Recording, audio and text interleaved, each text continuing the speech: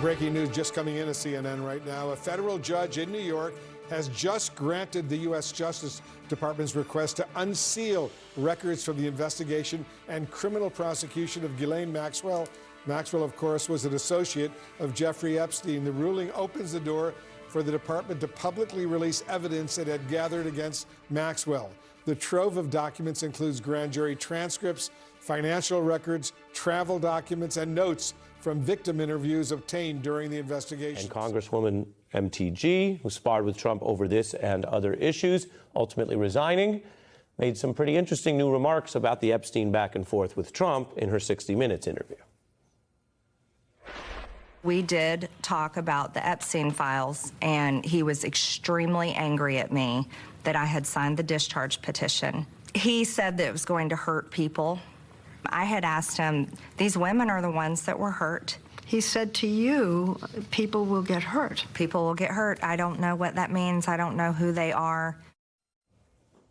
MTG calling out what she basically implies was Donald Trump aggrandizing or threatening. If he really thought people would get hurt by this and he really cared, he could have vetoed that bill. He could have fought it to the end. He seemed to more go with the wins when he saw that he'd lost. Judge Paul Engelmeyer in the Southern District of New York, he has already looked at these documents once. This is the second time around where the Justice Department has come to him and asked for the unsealing of these records. And the first time he looked at them and said, not much is here that isn't out there already publicly, because these are the grand jury records from the federal criminal case against Ghislaine Maxwell, who did ultimately go to trial and was convicted. And so much of what may be in this material are the types of things that would have come out at Ghislaine Maxwell's trial, things like financial records, travel documents. Those are the things that are specified in the court order today as what may be in these grand jury records.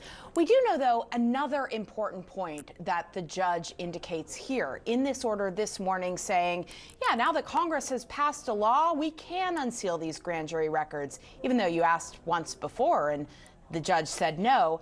In this round, whenever these grand jury records come out, the judge says that there will need to be some redactions made here to protect victim privacy, specifically information about victims and personally identifiable information. So this is the Justice Department taking a step forward, going back to the court now that Congress has passed that act of transparency to release the Epstein files.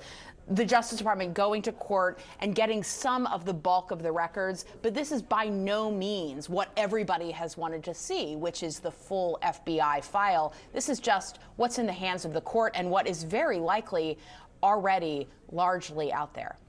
Blanche announced that the 6 hours of recordings and 329 pages of transcripts were being released today, quote, in the interest of transparency. The obvious question, why on earth would the Deputy Attorney General take a private meeting with a convicted child sex trafficker who his boss, Donald Trump, has ties to, and then, as soon as she tells him what she told him, gets upgraded to a lower security federal prison? Never saw the president in any type of massage setting. I never witnessed the president in any inappropriate setting in any way. The president was never inappropriate with anybody. In the times that I was with him, he was a gentleman in all respects.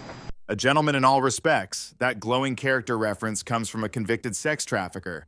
How odd is it that the definition of proper, gentlemanly behavior is now being provided by a woman who enabled a global network of abuse? It raises a simple question. What earns that kind of loyalty? And more importantly, what earns a convicted predator a prison upgrade? Is it a reward for a story well told? Or is it a down payment for silence? At some point, he was getting massages 7 days a week, sometimes multiple massages a day.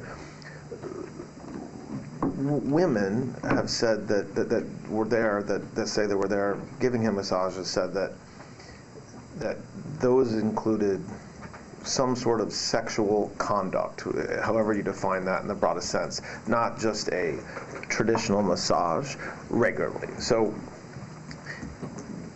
what did you see and hear at the time? Where does that leave you in your mind with what happened? Okay, so I saw Epstein with women.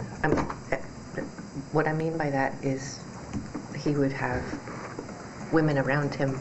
So Anytime I saw anybody with him, they were happy to be with him. So I never saw an aggressive move. I never saw anything that was non-consensual. Well, thank you. Okay. I never saw anything that was non-consensual. Did you see him engage in sexual conduct during massages? Well, you could define sexual conduct as in, I did see women who could have been, less than normally clad for a massage, but especially on the island where they would be in a bikini or possibly even topless. Yeah, I did see that. Well, I'm allowed to give her a pardon, but nobody's approached me with it. Nobody's asked me about it. The most powerful office on earth discussing a potential pardon for Ghislaine Maxwell, the woman convicted of child sex trafficking with Jeffrey Epstein. And that's the story you're supposed to be watching. The Justice Department wants the High Court to reject her appeal, but Maxwell's attorney said this: "We're appealing not only to the Supreme Court, but to the president himself to recognize how profoundly unjust it is to scapegoat Ghislaine Maxwell for Epstein's crimes, and that Maxwell received limited immunity to talk with Deputy Attorney General Todd Blanche about the Epstein files last week." So let's look at the pieces they're putting on the board. A direct appeal for a pardon designed to grab headlines. Then whispers of limited immunity and secret talks about the Epstein files. It's all very dramatic, isn't it? It feels like a high-stakes political thriller. But you have to ask yourself, is any of it real? Or is it a carefully constructed performance? A piece of theater designed to make you look in one direction, while the real story, the one they're truly afraid of, sits buried and ignored. I'm allowed to give her a pardon, but nobody's approached me with it. Nobody's asked me about it.